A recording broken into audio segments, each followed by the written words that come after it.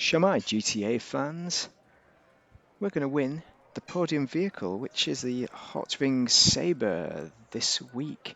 And it's all about Independence Day, so I'm going to show you exactly what this car is all about. I'm also going to compare it to a few other Independence Day related cars with American flag livery, the Liberator and the Western Sovereign. So, without further ado, let's go into the customization, shall we? And while we're waiting for that, just drop a like to help a guy out. We have our communist mechanic here, and he is going to show us the way. First off, we're going to get rid of all the easy ones, the standard ones such as armor, engine, and all of that mucky nonsense. We're going to keep it in the same livery, but I will show you the liveries in a minute, because we don't want to change the livery. We want people to think that we got this on the podium as we did, and that we are tight-fisted. Okay, so here are the different liveries. Redwood cigarettes, some kind of army one. U-Tool, I like that. Bank of Liberty, there are a few good ones. Shrewsbury there. Yeah, Shrewsbury shotguns, nice. Lucky Plucker. P&Qs, and Bean Machine. Republican Space Rangers. Big Logs. There's a few funny ones. Righteous Slaughter, yeah, that's a good one. Cover up, rainbow coloured, we like that. I'd be tempted by that, but it's locked. Mine marked. And Weasel, Burger Shot, Sprunk Extreme, another nice one. All plain, but I think it's a pretty good livery with what you got, so stick with that unless you are a hater of the US of A. I'm going to take it through its paces here. First we'll do a bit of a stunt jump, the very easiest one possible to get into LSIA, and then we'll take it around the track. Oh look, what's that motorbike? Well, it's a Western Sovereign. That's available for 60,000 euros, and it completed a stunt jump, whereas the Hotring did not. So let's compare it. Let's compare them all in a drag race. Sovereign on the bottom, and the monster truck, the Liberator, on the top. Which is, I'm laughing because it's super slow. And the winner, without a doubt here, is going to be, come on, the Hotring Sabre. Closely followed by the Western Sovereign, the moped. And sluggishly at the back, the Liberator. So let's do a lap of the track and see what happens. Starting off, a bit of a wheel spin from the Hotring Sabre. The monster truck is right at the back, and we're coming up to the first turn. And what we're going to see is some good action on the Sabre and the Sovereign. And I think the Sovereign is actually caught up with the Sabre there, because the wheel spin of the Sabre around the corners is just slowing it down a bit too much, spinning it out. It's missing its turning arc there. Last turn, and we are pretty neck and neck with the Sabre and the Sovereign. And that corner, bit of driver error there. There's a lot of spin on those back wheels from the Sabre. And the Sovereign has just nicked it at the end, so the Sovereign won. Sabre second place, no prizes for that. And there is the Liberator, doopy-doopy-doo, going to make its way back eventually. But the Liberator is excellent for smashing it off-road and smashing other vehicles. Speaking of which, here is the beast. Just runs over cars. And it's good fun, in fairness to it, if you like this kind of thing, just driving up to cars and then over them, and you can get over just about anything. Here's a Tonka truck. Yeah, this bulldozer is having a bad time there. We can get over that nicely. You get over railings, you get over anything. Probably the best off-road vehicle in the game, surely. That was a bad miss. I was aiming for the front then, that was terrible. Right, he's got his shovel up. Nope, shovel down. Medium shovel, we'll get over that. not a problem. So Liberator's good. You know, it's probably worth getting if you like the look of it. It's on special, on discount. But if you like traditional American values, then the Hotring Sabre has to be the car. It's free, you know, it's the land of the free.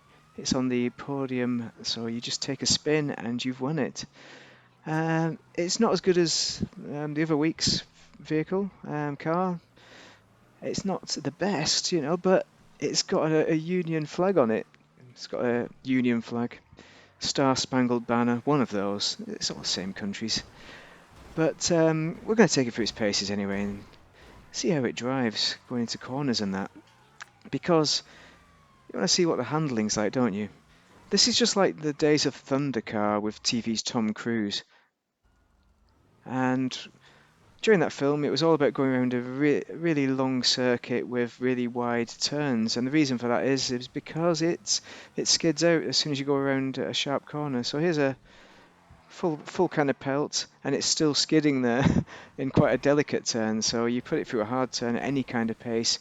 And if you basically the problem is if I'm putting the accelerator down into the corner to sort of try and find grip, and it's just spinning it out because it's a back-wheel drive. So I'm trying to drive it like a front-wheel drive car.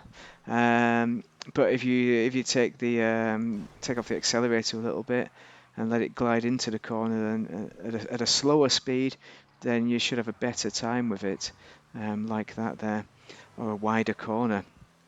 But ultimately, it takes some skill to learn how to drive this car. So if you're up for a challenge, then it's well worth having in the armament of cars.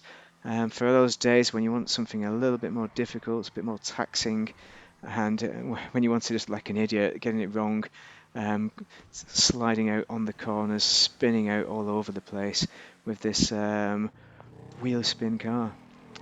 So compared to the Western Sovereign, they're both not the fastest of vehicles. They're both quite fun kind of flag-bearing vehicles.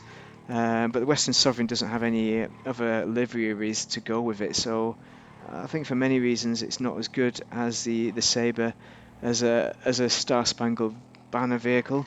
But it does go around corners a lot better, unless you get knocked off, of course, because it's a motorbike. But it's better at stunt jumps as well. I've landed a lot more stunt jumps on it, and it's a lot easier to get to drive as well. It's not as challenging for this slow end of vehicles. But what would I get? You know, what would I want out of this? Well, it's okay that I won it on the wheel because it was free. But I would not go out of my way to get the Sabre. I certainly wouldn't buy the Sovereign again. It's for 60 grand, but it's just not worth having it cluttering up my garage space. But the Hotring Sabre, I'll probably keep that. You know, you've got to have something with a USA flag on it, haven't you? For sure. So the final test is going to be with the Sabre, testing it in the wet. Because we all know that it's no good on the corners, so how is it in the rain? So these are wet roads, not damp. So these are probably as bad a conditions as you're going to find in the world of GTA. The problem here is I'm throwing it too hard into the corner and putting in too much acceleration, and it's spinning out quite dramatically. So that's my problem all over. I like it hard, no good. So smashing into lampposts and everything all over there. Um, but you can master it. It's just a matter of going a bit slower around the corners, so being careful with the accelerator and getting your arc as well. So just better cornering technique. But it's not forgiving, so if you meet another car, you're just going to hit it or you're going to spin out, one of those two things, because you cannot correct for any kind of error, whether it's your own or the NPC's error of being on the right side of the road, of course. But it's a good car, it's worth having, so I think I'll keep it in my collection. I ain't going to delete it and stop it from cluttering up my garages for sure. But would I pay for it? No, I wouldn't. I'd probably get a different car that's has similar values but is a lot quicker. And I don't really value having a flag on my car, but nevertheless it'll be fun to get it out at times like on that USA Day or whatever it's called on the 4th of July.